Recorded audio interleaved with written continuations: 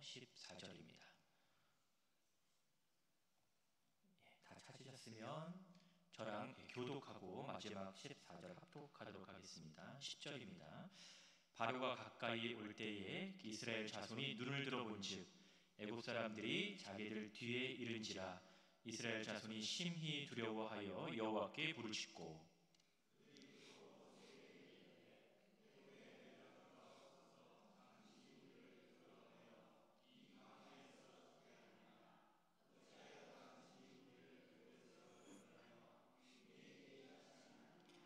우리가 애굽에서 당신에게 이른 말이 이것이 아니냐. 이르기를 우리를 내버려 두라. 우리가 애굽 사람을 섬길 것이라 하지 아니하더냐. 애굽 사람을 섬기는 것이 광야에서 죽는 것보다 낫겠노라.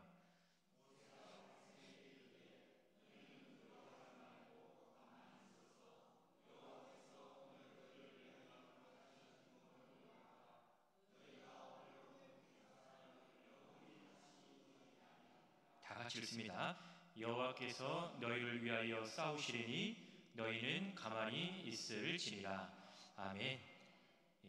두 문장이 있어요. 한번 잘 들어보십시오. 어떤 차이점이 있는지. 하나는 하나님에 대하여 아는 것입니다. 다시 한번 하나님에 대하여 아는 것. 다른 하나는 하나님을 아는 것입니다. 하나님을 아는 것. 처음 말씀드린 문장은 하나님에 대하여 아는 거고, 두 번째 문장은 하나님을 아는 겁니다. 그냥 이렇게 들으면 약간 좀 비슷하게 느낄 수가 있는데요. 하나님에 대하여 아는 것은요, 하나님에 대한 정보나 지식적인 측면에서 그것을 습득을 하는 거예요. 그러니까 우리가 책을 통해서도, 그다음에 다양한 매체들을 통해서도 우리는 하나님을 알 수가 있습니다. 하나님에 대하여 알 수가 있습니다. 관심만 가지면 가능하다라는 거예요. 다시 말하면요, 꼭 신앙생활을 하지 않아도 하나님에 대하여는 충분하게 알 수가 있다라는 얘기입니다.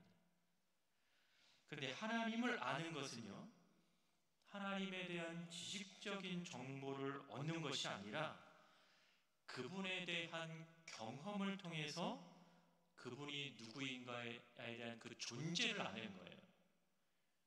나에게 있어서 하나님은 어떠한 분이시냐라고 얘기를 했을 때에는 하나님에 대하여 아는 것보다 하나님을 아는 것이 보다 더 가깝습니다. 여러분, 우리는요, 하나님에 대하여 안다라고 해서 하나님을 안다라고 말할 수 없습니다. 하나님에 대한 지식이 내 안에 가득하다라고 해서 내가 하나님을 안다라고 단정 지을 수 없다라는 거예요. 오늘 우리가 읽은 본문에서 보여지는 이 이스라엘 백성에게서 나타나는 모습을 통해서 우리가 그것을 알 수가 있습니다.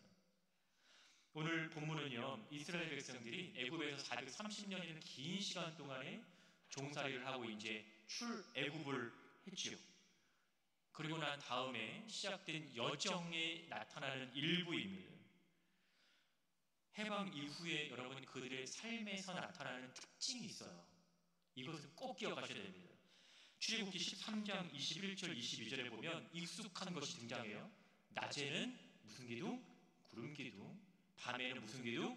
불 기둥입니다. 이 구름 기둥과 이 불 기둥이 가지고 있는 의미가 있어요. 이건 뭐냐면 이스라엘 백성들은 항상 하나님의 인도하심과 보호하심과 지키심 가운데 있다는 걸 보여주는 거예요.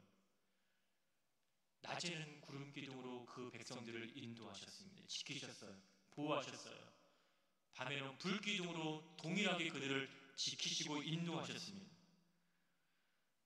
이것이 광야의 길을 걸어가는 이 이스라엘 백성에게 전제된 것인 것을 우리는 기억을 해야 돼요. 그러니까 하나님께서는 아무런 계획 없이 그냥 이스라엘 백성들을 광야에 그냥 밀어 넣은 것이 아니라는 거죠. 늘 그들과 함께 하셨다라는 것을 우리는 알 수가 있습니다. 다시 말하면 이스라엘 백성들이 애굽에서 종살이를 할 때에도 그들과 함께 하셨고요.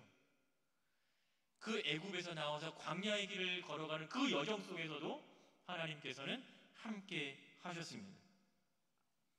그럼 이스라엘 백성들의 입장에서는 하나님을 늘 경험할 수 있었던 거죠. 물론 이스라엘 백성들은 어렸을 때부터 하나님에 대해서 배워왔을 거예요. 그러니까 하나님에 대한 지식도 있죠.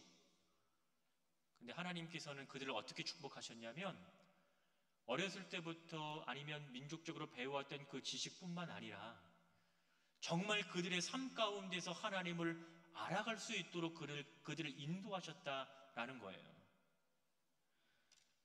그렇다면 오늘 본문에서 보여지는 그들의 모습은 정말 하나님을 아는 그들의 모습으로 나타나고 있을까? 물론 아니니까 제가 이 말을 하겠죠. 그렇다면 하나님을 아는 자의 삶 속에서 나타나는 특징이 무엇인지를 오늘 이 본문에서 우리는 볼 수가 있습니다. 첫 번째 특징은 뭐냐면 이 하나님을 아는 자는 믿음의 시선을 가지고 있다라는 거예요. 믿음의 시선이 있다. 즉 보여지는 것에 얽매이지 않는다라는 거예요. 이스라엘 백성들이 나왔잖아요. 얼마나 기뻤겠습니까? 근데 출애굽하고 난 이후에 얼마 되지 않자 자신들의 뒤를 쫓아오는 누구를 봐요? 바로의 군대를 봤습니다. 군대가 왜 쫓아올까요? 자신들을 잡기 위해, 죽이기 위해서 쫓아옵니다. 그랬을 때의 그들의 반응이 10절에서 나타납니다. 오늘 10절 다시 보시면 이렇게 얘기하죠. 바로가 가까이 올 때에 이스라엘 자손이 눈을 들어 본즉 이라고 얘기해요. 눈을 들어 봤을 때 그들은 무엇을 느꼈냐면 10절 저 끝에 보세요. 심히 두려워하였다라고 얘기합니다. 눈을 들어 봤더니 바로의 군대가 자신들을 쫓아와요. 누구나 느낄 수 있는 감정은요, 이 이스라엘 백성들이 경험하는 것처럼 심히 두려움밖에는 없다라는 거예요. 그냥 두려워한 것도 아니고 심히라고 굳이 이렇게 표현한다라는 것은 그들의 불안감이 최고조에 이르렀다라는 거죠. 그들의 두려움이 말로 표현할 수 없을 정도의 최고조에 이르는 그런 표현이라고 하는 거예요. 근데 여기서 우리가 생각할 것은 뭐냐면 눈에 보는 것을 보느냐 아니면 보여지지 않는 것을 볼 수 있느냐의 문제인 거예요. 무엇을 보느냐에 따라서 반응은 전혀 다르게 나타납니다. 사실 이스라엘 백성은 출애굽 이후의 그 순간부터 그들에게 나타나는 모습은 눈에 보여지지 않은 것을 볼 수 있었던 게 아니라 그들의 눈 앞에 펼쳐져 있는 그 모습들만 보고 있다라는 거죠. 그랬을 때의 그들의 행동이 어떻게 나타나냐면요, 여러분 11절과 12절에 길게 설명을 하고 있지만 요약하면 뭐예요? 원망인 거예요. 불평인 거죠. 왜 우리를 애굽에 내버려 두지 않고 왜 끌려내와서 우리를 이렇게 광야에서 죽게 하느냐라고 얘기를 합니다. 여러분, 애굽에서의 그들의 삶, 애굽에서 있었던 그들은요, 벗어나고 싶었던 상황이었던 거예요. 그들은 종살이를 하면서 얼마나 그 상황을 벗어나고 싶어 했겠습니까? 성경에도 보면 부르짖었다라고 얘기하거든요, 여호와께. 그러니까 그들의 처음의 부르짖음은요, 벗어나고 싶은 그 상황을 앞두고 나타난 부르짖음이었어요. 그런데 오늘 본문에서 나타나는 이 부르짖음은 그렇게 떠나고 싶었던 그곳이 그리움의 대상으로 다시 바뀌어버렸다라는 거죠. 출애굽기 2장 23절을 보면 이 이스라엘 백성들은 그들이 처한 상황 때문에, 구체적인 상황이 뭐였냐면 성경은 이렇게 얘기를 합니다. 이스라엘 자손은 고된 노동으로 말미암아 탄식하며 부르짖으니라고 얘기하고 있어요. 그러니까 그들이 처해 있는 이 상황이 너무 힘든 거예요. 이 상황에서 우리를 좀 구원해 달라고 외쳤던 부르짖음이었다라는 거죠. 그러니까 간절한 기대가 담겨져 있는 그 부르짖음이었습니다. 그리고 그 부르짖음을 여호와께서는 들으셨죠. 들으셔서 그 상황에서 건져내 주셨습니다. 얼마나 감사합니까? 그들의 기도가 응답되어졌잖아요. 근데 오늘 본문에서 나타나는 부르짖음은 왜 우리를 이곳에 끌어내어서 애굽에는 매장지가 없습니까? 라고 하는 그 부르짖음인 거죠. 원망의 부르짖음으로 바뀐 거예요. 근데 이 상황에서 그들 더 큰 문제가 그들 속에서 나타나는데 그게 뭐냐면 여러분 13절에 나타나고 있는 구원의 문제를 그들은 보고 있지 못하다라는 거죠.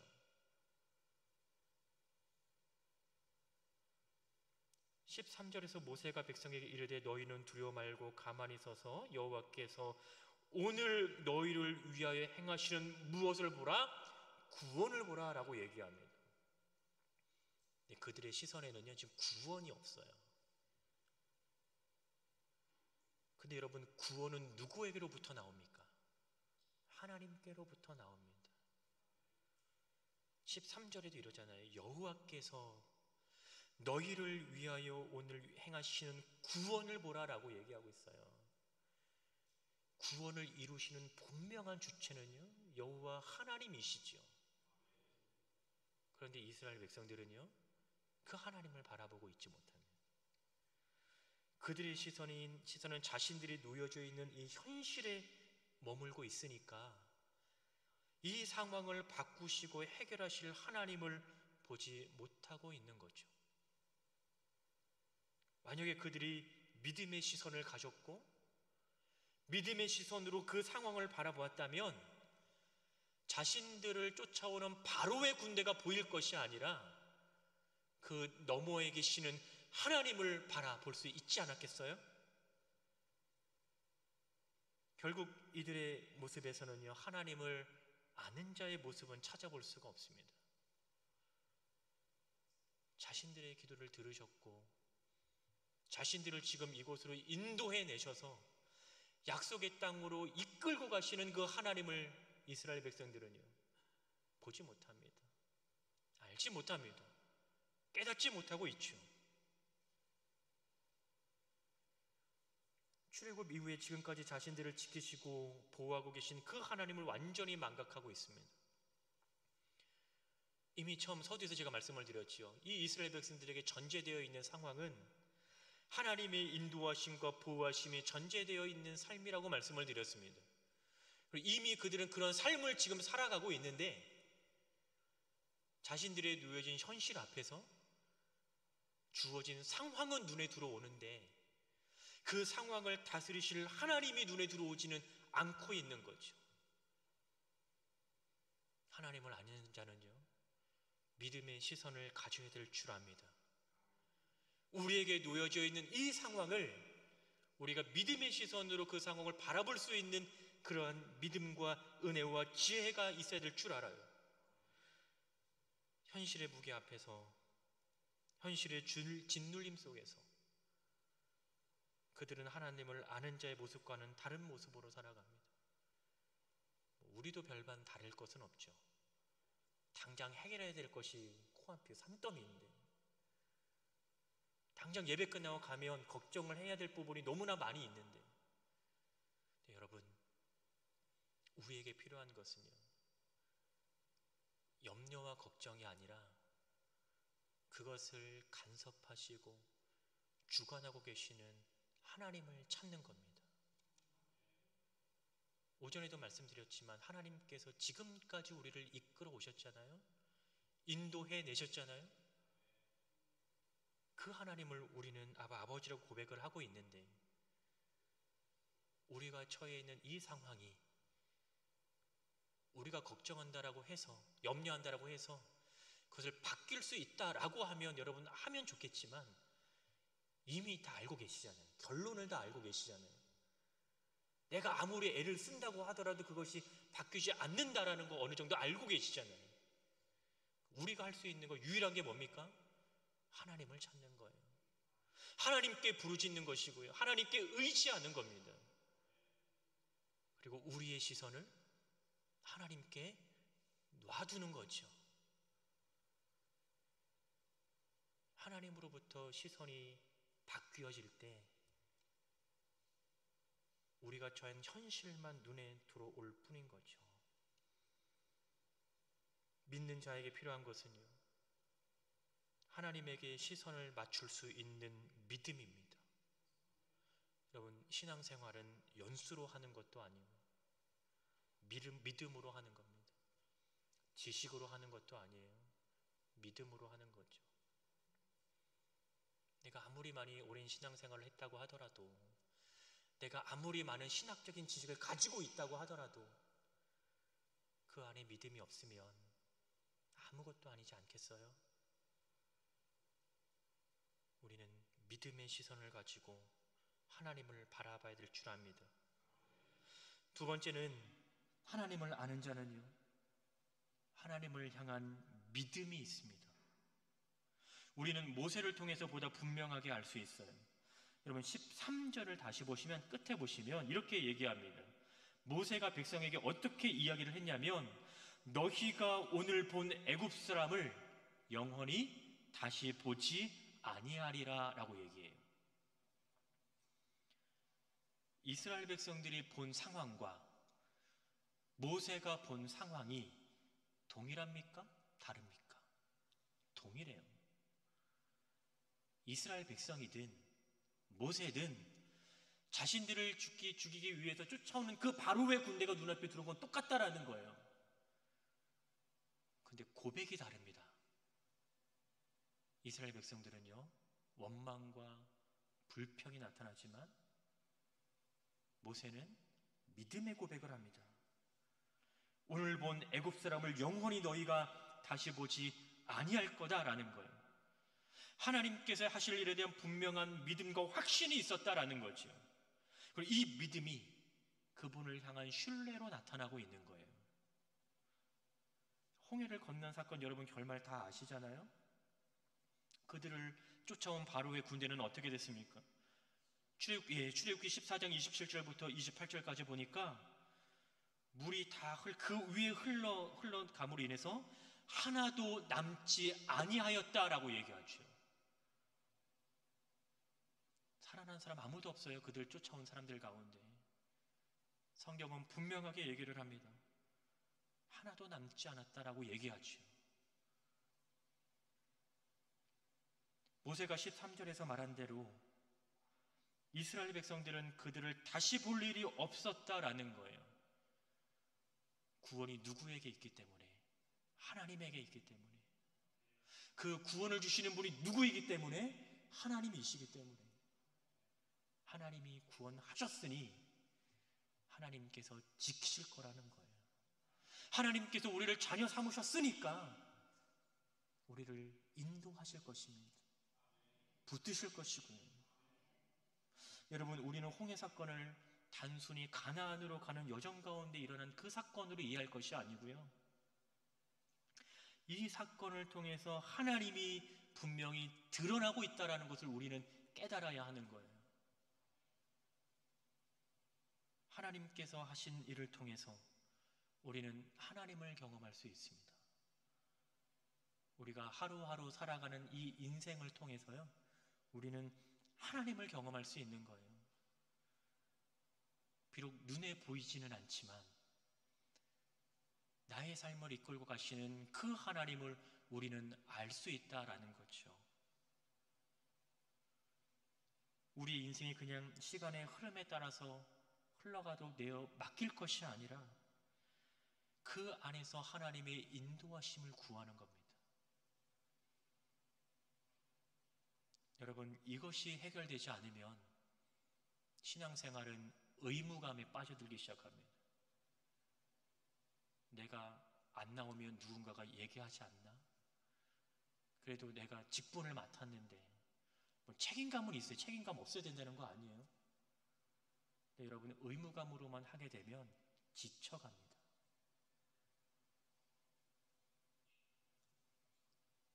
우리는 누군가로부터 간섭받는 것이 너무나 싫잖아요. 나의 영역을 지키고 싶어 합니다. 나의 삶의 영역 가운데 누군가 오면 참 싫어하기도 해요. 여러분, 자녀들 키워보신 분들 알잖아요. 자녀가 크면 클수록 자신들의 공간을, 영역을 구축해 나가기 시작을 하죠. 그러면서 거기에 부모님이 침범을 하면 뭐라고 얘기해요?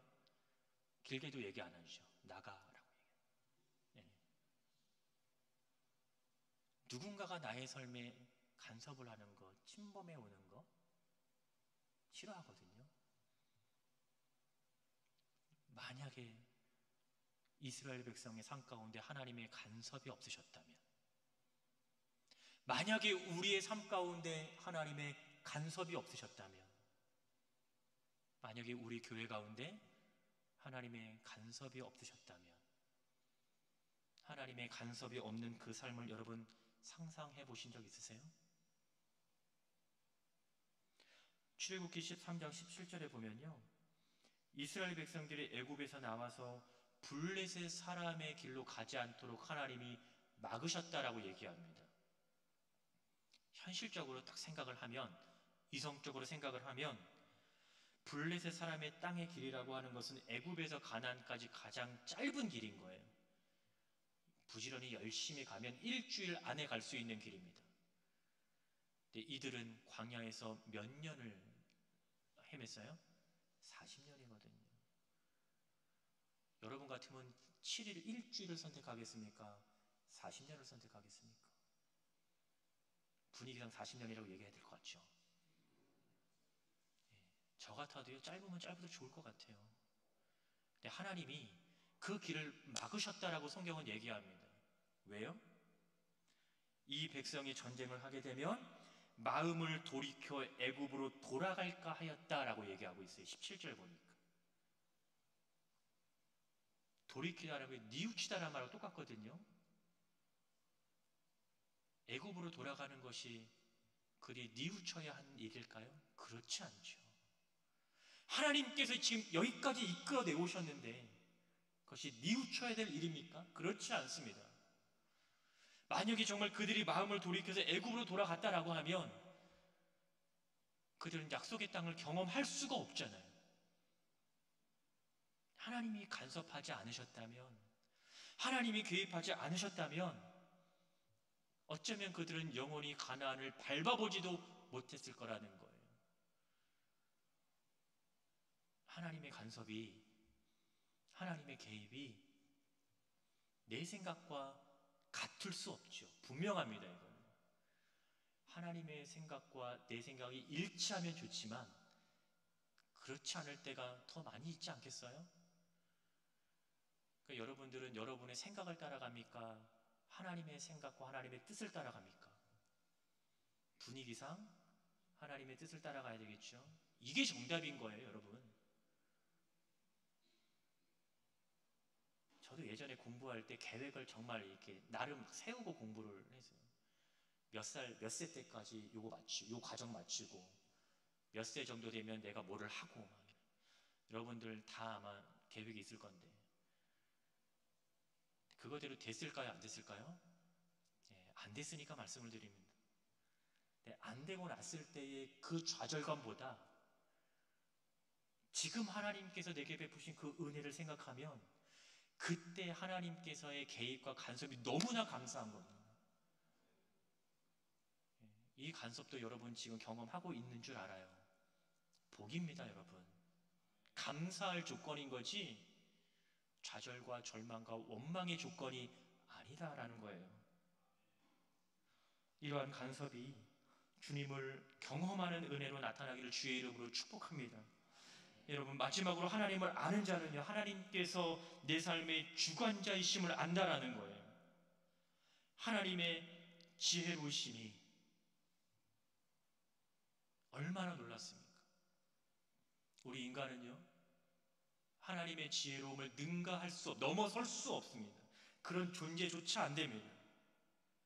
그러면 능가할 수 없다면, 넘어설 수 없다면 우리가 할 수 있는 가장 지혜로운 건 뭘까요? 그분의 지혜를 구하는 거죠. 그분에게 맡기는 거죠. 그분의 인도하심에 내가 순종하는 것이죠.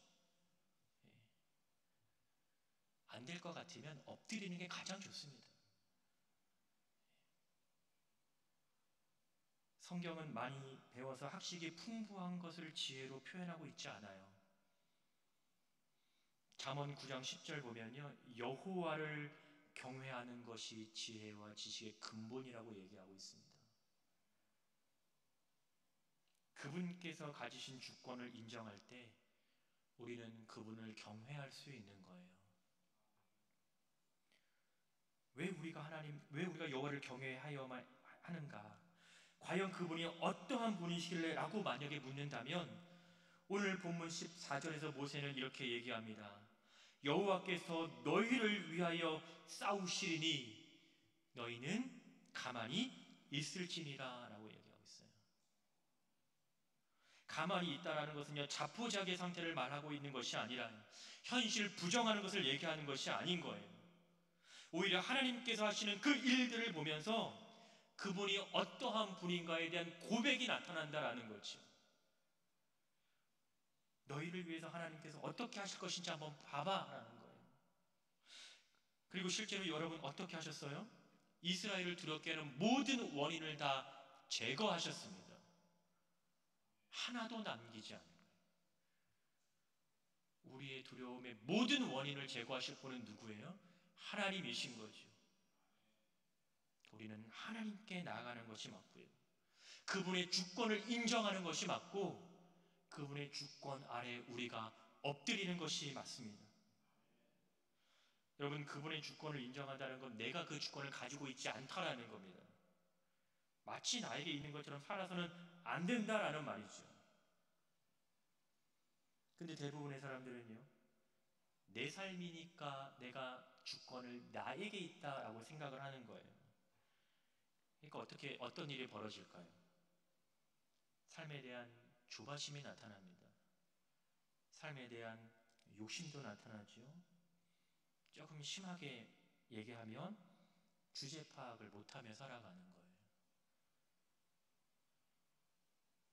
우리의 삶을 인도하시는 그 하나님께서는요, 나를 향해서 계획을 세우셨어요.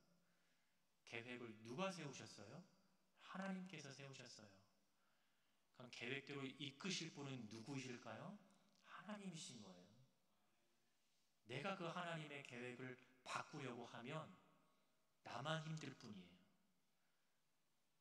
나만 어려울 뿐인 거예요. 마음도 어렵고 삶도 어렵고 인생도 어렵다 보니 과연 내가 살아가는 것이 하나님이 나를 사랑하실 맞나라는 생각도 들겠죠. 그러나 내 인생의 분명한 주권자는 하나님이심을 믿습니다. 우리의 인생을 이끌어 가시는 분은 하나님이신 줄을 우리는 믿습니다. 그 믿음을 가지고 우리는 살아가야 되는 거예요. 하나님과 나와의 관계가 여러분 분명하게 정리가 되셔야 돼요. 하나님은 주인이시고 나는 종이라는 거예요. 종의 역할은요, 주인이 끌어가는 대로 이끌려가는 겁니다. 주인이 하라는 대로 하는 것이 종의 역할인 거예요.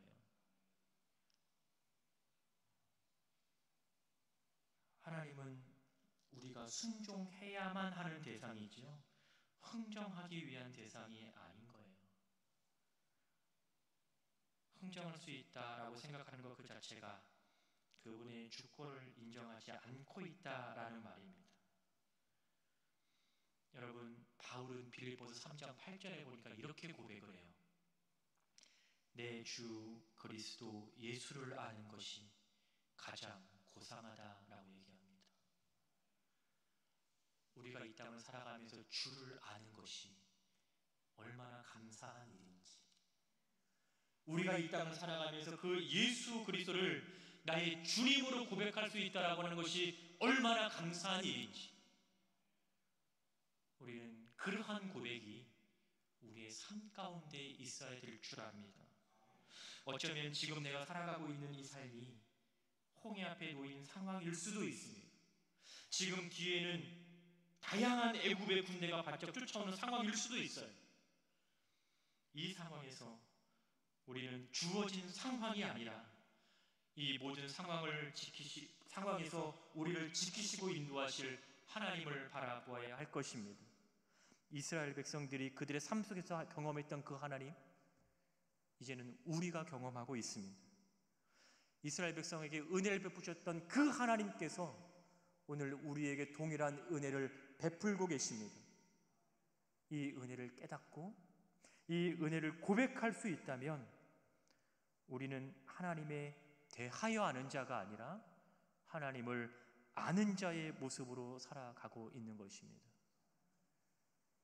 인생의 수많은 홍해 앞에서 좌절하고 절망하기보단 그 가운데서 하나님의 일하심을 경험하고 그 안에서 기쁨과 참된 은혜를 누리시는 우리 사랑하는 신일교회 모든 성도 여러분 되시기를 주의 이름으로 축원합니다.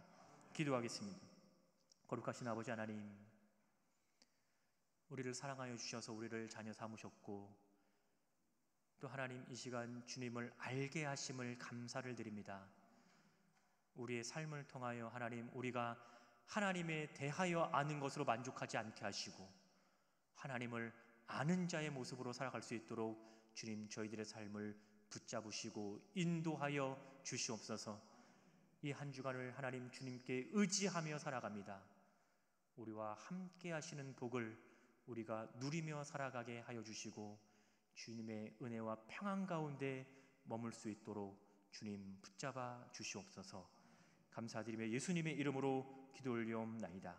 아멘.